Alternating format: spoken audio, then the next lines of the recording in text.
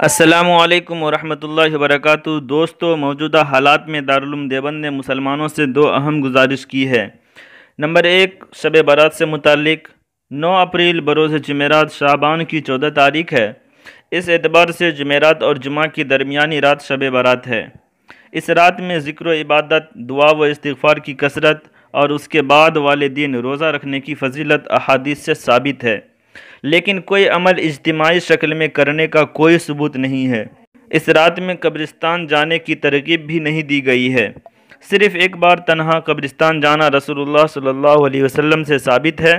اس کے باوجود بہت سے لوگ قبرستان یا مساجد میں اجتماعی طور پر جاتے ہیں اور مختلف اعمال کرتے ہیں۔ اس لیے تمام مسلمانوں کو متوجہ کیا جاتا ہے کہ موجودہ حالات میں جبکہ ضروری اعمال، نماز باجماعت اور جمعہ وغیرہ کے لیے بھی نکلنے پر پابندی ہے، شب برات میں مساجد یا قبرستان جانے کا ارادہ بھی نہ کریں۔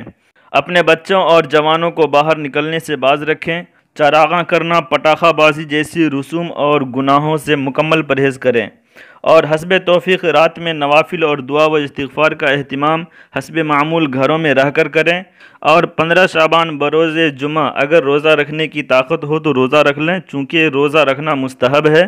اس کے علاوہ ہر قسم کی اجتماعی اور خود سے بنائی ہوئی عمل سے مکمل پرہیز کریں۔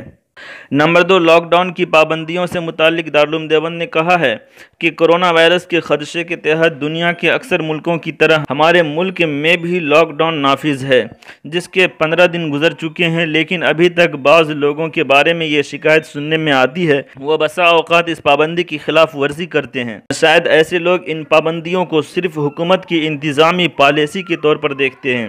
اس لیے تمام مسلمانوں سے یہ گزارش ہے کہ اس سلسلے میں 2 باتیں ملحوظ رکھیں۔ نمبر 1، حکومتی قوانین کی پابندی بھی ہماری اخلاقی و شرعی ذمہ داری ہے، خاص طور پر اس صورت میں کہ حکومتی پابندیوں کا مقصد بھی شہریوں کا تحفظ ہی ہے۔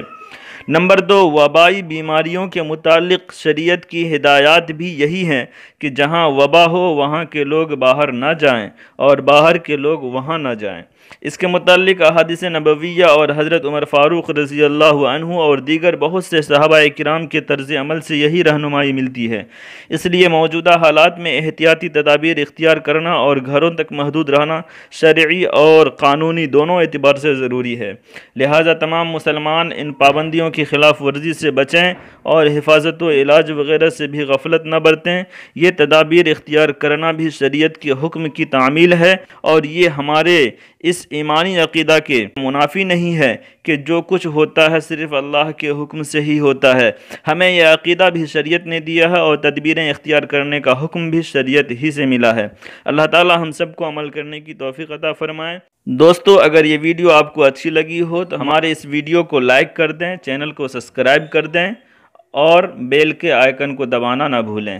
فقط والسلام، خدا حافظ۔